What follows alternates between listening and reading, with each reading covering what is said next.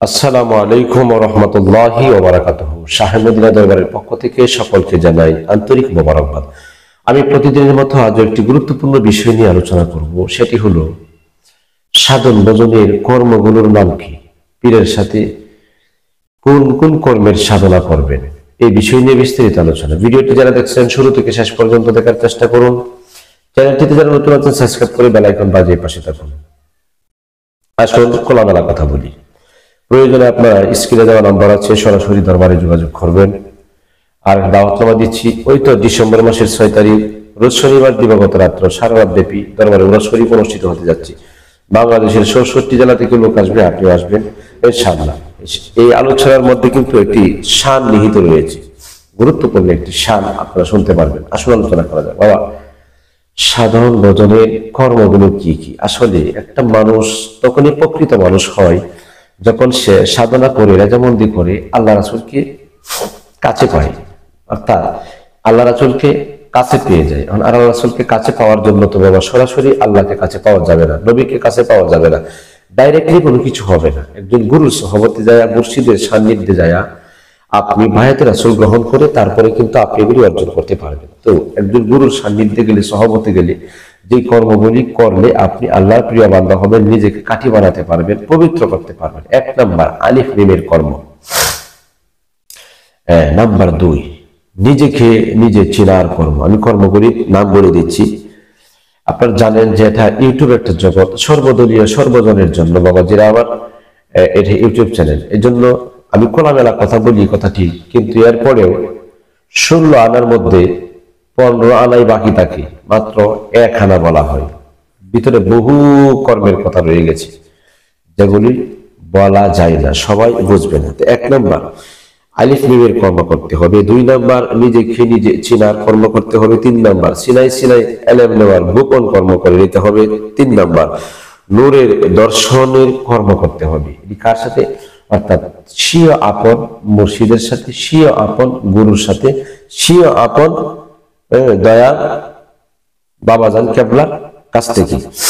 এরপরে 4 নাম্বার যে কর্ম করলে আত্মা শান্তি পাবে এবং মন তৃপ্তি পাবে, এই কর্ম করে নিতে হবে। 6 নাম্বার কলবজারির কর্ম করে নিতে হবে আপনার। 7 নাম্বার মারিফাতের নামাজ অবশ্যই আদায় করতে হবে। 8 নাম্বার নিজেকে নিজে কিভাবে পবিত্র করবেন, এটা পবিত্রওয়ালার কাছ থেকে, গুরুর কাছ থেকে শিখে নিতে হবে।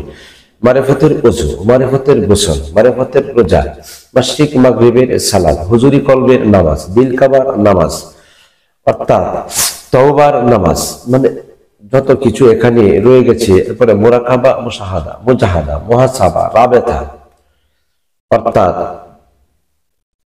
যতটি কর্মের কথা আছে আমি এগুলি বললাম, এগুলি হচ্ছে কর্মবাজার। এই কর্মগুলি আপনার করে নিতে হবে। কর্ম না করলে ধর্ম হয় না, আর কর্ম না করলে কিন্তু আপনার ধর্মের প্রেমিক হওয়া যায় না। কর্ম করে নিতে হবে। কিন্তু কর্মগুলি কি কি, এইগুলি আপনার অবশ্যই একজন কামেল গুরুর সহবতে গেলে আপনি সহবত জানতে পারবেন। তবে সঠিক কর্ম পাচ্ছে না, উল্টাপাল্টা কাজ হচ্ছে সমাজের ভিতরে।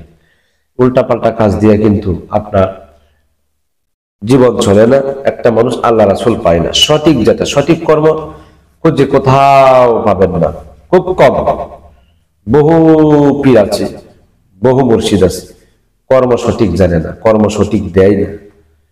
এই জন্য সঠিক কর্ম যারা জানে, একজন কামেল গুরুর সহবতে যাবেন, যার কাছে কোরআন সুন্নাহর জ্ঞান আছে, হাদিস শরীফের জ্ঞান আছে। এই জন্য আল্লাহ রাসূলকে পেতে হলে কামেল গুরু সহবতে যেতে হবে। এইগুলি যতক্ষণ পর্যন্ত না হওয়ার দেখবেন মনটার মধ্যে একটা আনসার করি, কিরে আমি ধর্ম করলাম, তরিকত করলাম, আমি কর্মই করলাম না, কোনো কিছু তো আবার হইলো না, মানে মনটার মধ্যে একটা খুব একটা অভাব লাগে। দুনিয়ার খাবারের অভাব নয়, টাকার অভাব নয়, মানসিক একটা যে চিন্তা, টেনশন, এটার খুব বিরল একটা অভাব বিরাজ করে। আজকে 18 বছর, 5 বছর, 3 বছর, 2 বছর কোনো কিছু পাইলাম না, কোনো কিছু আগাইতে পারতেছি না। আসলে এটা একটা টেনশন, আমাদের তো আগানো দরকার। এই টেনশনটা একজন কামেল গুরুর সহবতে যাবেন। শুকরিয়া, আলহামদুলিল্লাহ, আমার ভক্ত মুরিদান যারা আছে বাংলাদেশের যে প্রান্তরে, আলহামদুলিল্লাহ বর্তমান জমানার পীরের চাইতেও তারা অধিকতর যোগ্যতা রাখে, আলহামদুলিল্লাহ। বন্ড সন্ন্যাসীর কবলে পড়বেন না, বন্ড সন্ন্যাসীর কবলে পড়বেন না, বন্ড সন্ন্যাসীর কবল থেকে আপনারা দূরে থাকবেন। এই জন্য যিনি হাকিকত মারেফত শরীয়ত তরিকত এগুলি বুঝে এবং কোরআন হাদিসের পুরোপুরি জ্ঞান আছে, তাদের সঙ্গে আপনার সংস্পর্শে থাকার চেষ্টা করবেন। এই জন্য আমি বলছি যাজন আলিফ তৈরা আছে, আলিফের কাছে মিম বান্দা রয়েছে,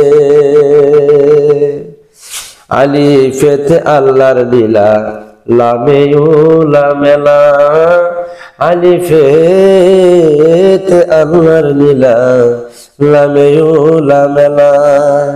মিম হরফে আশকির খেলা কিভাবে লাগাইছে, ওরে মিম হরফে আশকির খেলা কিভাবে লাগাইছে, যেজন আলিফ তৈরাছে,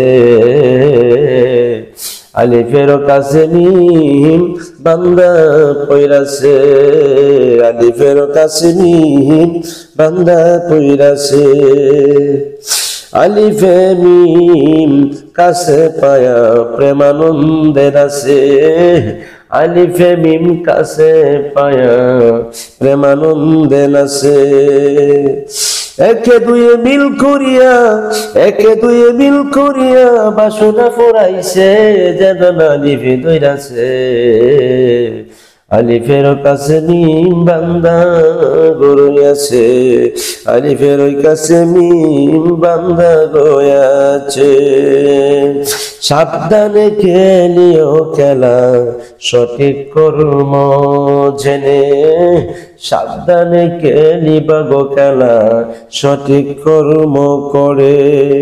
সাধন বুঝন না হইলে জীবন গড়ে ফলে, আরে সাধন বুঝন না থাকিলে জীবন গড়ি ফলে, যেজন আলিফে ধইরাছে, আলিফের কাছে মিম বান্দা রয়েছে। সুপ্রিয় দর্শক, আজকের এই পীরের সাথে কোন কোন বিষয়ে সাধন বদল করতে হবে না বিস্তারিত আমি স্পষ্ট ভাষায় তুলে ধরছি। শাহে মদিনা দরবার শরীফ, কিশোরগঞ্জ জেলা, কিশোরগঞ্জ থানা, গাবতলী গ্রামে, বগুড়া ইউনিয়নে উপস্থিত। আপনাদের সকলকে দাওয়াত করলাম, আপনারা আসবেন ইনশাআল্লাহ। ভিডিওটি লাইক শেয়ার করে ছড়িয়ে দিবেন, আপনাদের মতামত কমেন্ট বক্সে জানাবেন। সকলেই সুস্থতা কামনা করে আজকের মতো এখানে আমি বিদায় আরজ করছি। আসসালামু আলাইকুম ওয়া রাহমাতুল্লাহি ওয়া বারাকাতুহু।